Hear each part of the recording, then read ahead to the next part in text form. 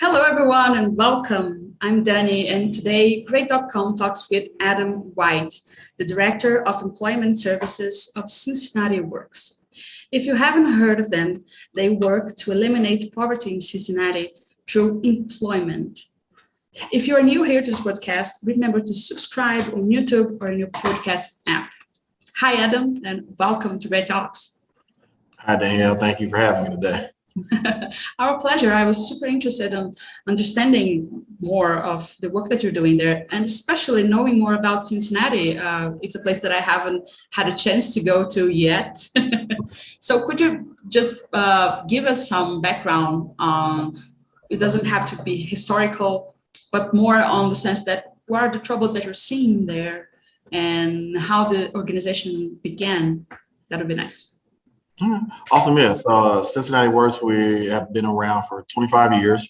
We hit our 25 years, unfortunately, during COVID, as it's messed up a lot of organizations just worldwide, right? So, but yes, our mission is to eliminate poverty. So we work, Dave and Leanne Phillips started the company again 25 years ago with the goal to help those individuals from backgrounds and neighborhoods that were underrepresented, not given access to opportunities, and just helping them move out of poverty into more financial, stable, self-sufficient lives. So 25 years ago till today, that's what we're still here doing, working with individuals that are from those backgrounds, from those areas that need just financial help. Employment, main thing we do it through employment. So getting you ready for jobs, we do that through training, our Jumpstart program, which teaches you how to interview, how to answer those interview questions, to just behavior on the job, to how to handle situations. We have resume class that we put people through to get you a resume constructive and created. And then, we have lifetime coaching. And lifetime coaching comes with a professional development coach and a financial coach.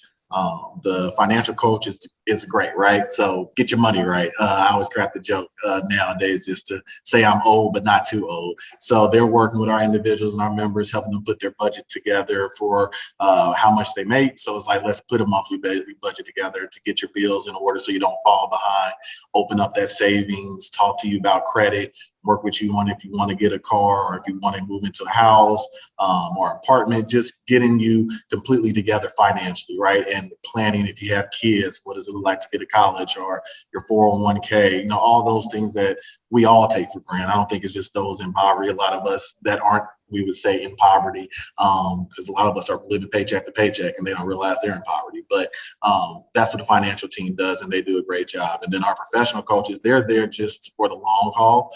I look at them as more of they're your friends, right? Sometimes they're just a good person to call. You're having a rough day at work, you call them and you talk to them, and they help talk you through like whatever you got upset about at work, or maybe it's a family issue or personal issue. You just want someone to talk to, so they can help you in that regard. And then also they help you with your next step. Do you want to go back to school? Do you want to go get this certificate? They talk to you about those. Do you want to do career exploration? What's your next step in your career? They help you think and plot and move through that channel of life. And also, I forgot financial, they do your taxes for free also. So that's a big perk for everybody that works for financial services as well. Definitely. Yeah, wow, thank you. I think you highlighted so many aspects here. Just to think about, first of all, just to understand poverty. And I love when you say that if you live from paycheck to paycheck, you're still in this line. You might be let's say under the weather, if just out of blue you lose your job, and if you don't have like savings, you don't have anything, it's pretty hard for you to move on. And there is one point on your website that I love to read, actually. There is the poverty is a multi-generational challenge. Mm-hmm. I love that statement because it points out something that it's pretty obvious, but that we often don't pay attention to. And I feel like that the work that you're doing is trying to correct this, to battle against this challenge. Am I right? Am I reading this correctly? Definitely. Yeah, definitely. I mean, that's the big struggle. We're trying to change a thought process that's been an individual for the last 15, 18, 20 something plus years, and we all, and I always look at it from, put yourself in their shoes. if this is all I've seen and all I know from my life, why would they know any other way? So rather than our organization looking down upon that, we understand, we meet you where you are, and we're like, hey, there's a different way to doing things if you want to do it, and you can do it. A lot of times people, unfortunately in poverty, are just told you can't do it because mom and dad, grandmother, uncle and auntie didn't achieve. It doesn't mean that you can't achieve. You can be the first, but what comes with that? A lot of pressure, when you have to deal with your own family telling you like you're no different than us when you can be different than us. So it's a lot of encouragement that we do in our work, just helping people overcome self-doubt. We have a therapist, Jackie, that does a lot of great work to where they can talk to her completely for free. She gets more into those type of conversations because that's not my subject area. I can talk to you, but that's her wheelhouse. But that's the great thing about this organization. We have so many things that we can help. Really, we say willing and able is a big call. I do embrace it. So if you're willing and able, then we're the organization for you. All you got to do is be willing to put in the work, and we're going to definitely be right there along the journey with you. So awesome. And talking to that, what is the best way for people that are in need to get in contact with you to start being helped? So we're located downtown, 708 Walnut Street in Cincinnati, Ohio. You can go to our website, cincinnatiworks.org, fill out the interest form, and someone would get in touch with you from our intake team to contact you. And hopefully, you can complete it online, or we can talk to you over the phone. But of course, we like to get you down to the office so we can talk face to face, especially now that all the COVID restrictions have been lifted. So definitely rather see you face to face. But if not, we can get the ball rolling that way. But definitely, you just want to go to the website to start the process, fill out that interest form under the job seeker, and it's called Take the First Step, and we'll be in touch with you. Awesome. And in my first question, I'm trying to gather now. You mentioned that you offer career coaching and then financial coaching and then support and counseling. And there is a fourth point that it's in there also, that is employment connection, right? Yeah. And I feel this is a major link to fight this challenge, because I feel, correct me if I'm wrong, right? But when you're in a situation where you cannot get a job, and then you just get, you fall back, and then you can't get up, and things start getting harder and harder and harder. And if you don't have the connections, you might never get out of there, right? Seems like common sense. And how do you work on these connections? And especially, how can companies help out to closer this bond? So that's a great question. What we do at Cincinnati Works is we take that barrier, that the connection piece that you're talking about, and we make that happen for the individual. Now, I always tell everybody, I can't promise you the job, right? Like I can do all the skills and get you prepared, but you have to pass the interview on your own. I get you the interview. So we have workforce connection. That's the other side of our business. I'm on the workforce development side, where they go out. We form these partnerships with core companies such as Nehemiah as a second chance employer. We have partnerships with Tri-Health, Children's Hospital, I think some other big ones that we do. Kaiser's Pickles is our Beacon of Hope program, JBM, Boston Beer, the casino. So all different, we're spread out, well across a lot of the employment backgrounds that you need, from schools, Ideal School to janitorial to call centers, Fifth Third. We're trying to get one with Spectrum here. So if they see this video, they need to go on and sign up with us as well. But yeah, if we take that and you apply, and when you go into a pool of thousands of other people, right? Well, with us, once you apply, we have direct contact with the recruiter to say, hey, John Smith has applied, and they apply for this role, and they'll pull the application and get you to that interview. Now, that's where the magic comes in on the individual, to where, okay, we've gotten the resume together, we put you through our interview class, now you got to bring it home and pass the interview. But we're that connection to where a lot of people in poverty, they just don't have it. Doesn't mean that they don't want the better job. It's just they don't have someone that's from a background such as, I was blessed and privileged to where I had people that can make that connection for me, so I didn't have to fight through 1,000 applications. Someone can make a phone call, and that's what we're here to do. We make that phone call, that email for you to get you in front of that employer. Yeah, and that truly makes the whole difference. I understand the perspective that you're saying, that maybe I didn't have to fight for this, but I know that the struggle is real, right? And do you have an idea of the impact that you have made throughout these years? Maybe not from all the 25 years, but maybe some recent data.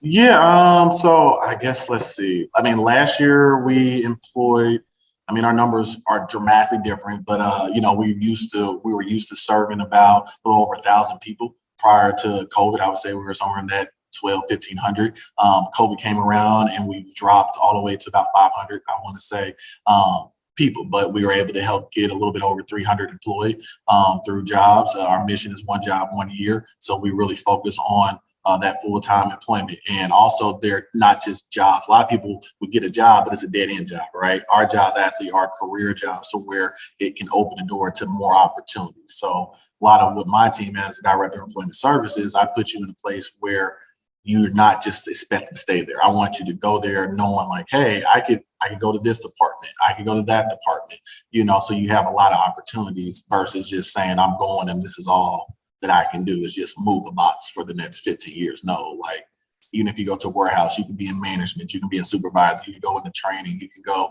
so many other opportunities with the companies that we work with. This is incredible. And honestly, I understand when you say that, okay, we had a drop and our numbers are not what they used to be, but considering COVID and all the scenario that we are facing now, not only on health issues, but also on economic struggles, it is still an incredible number, 500 people. This is, if you think about the families and all the network that is involved with these people, it's huge. It's a wonderful impact. And I'm curious to know, what is your vision for the future? How far do you think you're gonna go from there in maybe 5-10 years from now? From there, yeah, we're looking, especially one big thing I have a passion for is my youth. A lot of inner city youth. I think you have to tackle poverty from that standpoint first. You got to start with the youth, and not worry about you still worry, but not wait until they're 30, 40, 28 years old. Like you got to catch them at that between 18, 25 range. So we're trying to focus more I've been trying to get into inner city schools and our public schools to help those graduating seniors that are not going to military, going on to college, get into the workforce, get those skills, get you going in an actual career path. And that's where the coaching comes into play with our organization. They can talk you through that after my team gets you that employment.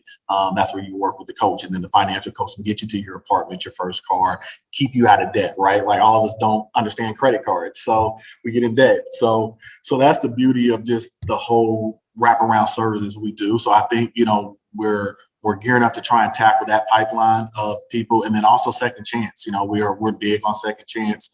Those that unfortunately have a blemish on their record, we have some legal services to where you can talk to a legal person, get things expunged off your record, and that process will to help make employment a little bit more easier. And then we also have a good quality list of employers that are second chance true second chance employers, not just, oh, we had a little DUI for having a little too much drink one night, right? Like that, I don't call that a second chance employer. That's who hasn't done that in college. So I had a little too much drink, but we've helped people that had 20 years of murder. We've helped them get a job. People that have done some robbery, theft. Those are, I say, true second chance opportunities, and we love working with that population. And a lot of employers, especially through COVID, need to realize that you're missing out on a great set of individuals and people that made an unfortunate mistake, and they're completely a different person today. And we really need to embrace giving them opportunities. This is so true. I feel like as a society, we need to learn more of this lesson. We need to learn how to treat these people better and give them more opportunities, right? Because if we don't, it just doesn't make sense. None of it makes sense. The prison system doesn't make sense. The justice system doesn't make sense, because we don't actually tell them that, okay, you have repented, you've done your time, and now you're ready to come back. So come back, right? I'm really happy to hear you say this. One thing that I was wondering as you were speaking is about your role in the organization, right? Because you're the director of employment services. What does that entitle? What are you responsible to do in there? Yeah, so what I love about my role, we have two different sides of the business. We have our employment side where we work with the employers, and then we have our member side. So in my role, I get to divvy and dabble and dive in both worlds. So I'm working with the members. I'm working with them on on skills as resumes, interviewing, helping them get closed, because we work with a program called Fly for the Low, where a gentleman named Christian Bradley gets closed, donating their full suits from doctors, lawyers, pretty high CEOs, C-class people, and they're nice suits, and we get them dressed for our guys. So there was always services for women, right? And I love my women, but there's not a lot of services for men. So it's real great being able to do that opportunity. I help put job fairs together for hiring events. We host those monthly. I would say not monthly anymore. We're now doing it more quarterly, because we're trying to do other community events. And then when I'm not doing the membership side, then I'm out talking to employers, trying to create, again, more opportunities for our members in those more lucrative and fields where they're going to pay. So definitely we're averaging right now about $17 an hour is our hourly rate of what we've been averaging with our employer partnerships. So. Wow, it does seem like very interesting, and it's sort of exciting because you don't just get to sit on a desk, right, and watch things happening. You really get in touch with people, and that again makes a difference to see your work getting results, right? Yeah. My final question for you today, sadly, is I say sadly because it's an ending, but I think it's like one of the most important questions I could ever ask you. That is, how can people help you keep going, keep doing this work? Definitely. Well, we're a nonprofit, so we always, anybody that wants to donate to the great work, you can contact us directly. Go on the website. There's a donor link. We have people. Mike Cheney is our CFO. Teddy is over fundraising right now. Karen, she's with us, but unfortunately, Karen is going to be transitioning soon out of the organization. I think she's moving on. But yeah, I mean, right on the website, if you want to be a donate, you can donate. Any funds are greatly appreciated, because like I said, we aren't able to do this work and provide these opportunities for the population we serve without those donations coming in. And then if you're an employer, definitely reach out. You can always go on the website. Again, there's an employer section. Christina, Miranda, Sid just came on board, Mike Mooney. Those are the people that are making the magic work for all our great employment opportunities. Or you can contact me as well if you're interested. I'm on LinkedIn. And also doing our Facebook page. You can go to our Facebook page, Cincinnati Works. We're on the Facebook as well. So wonderful.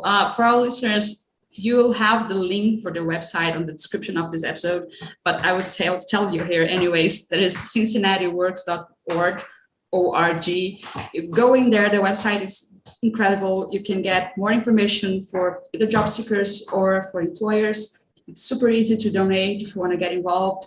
And you can have more information, I would say, both on how they are fighting poverty, which is, I think it's an endless subject. We should always talk about this and think about this, but also in-depth information about the work that they're doing and how they're doing it. So go there, get involved. It's really a simple step to help out a super important organization. And thank you so much, Adam, for joining us today. This was a great talk. Thank you for having me. Our pleasure. And for everybody listening, also thank you so much for staying here with us one more time. And if you enjoyed this episode, remember to press subscribe on YouTube or in your podcast app, because that will show the algorithms that this is an important conversation and more people can learn about the importance of the Cincinnati Works organization. Bye, and see you at the next episode.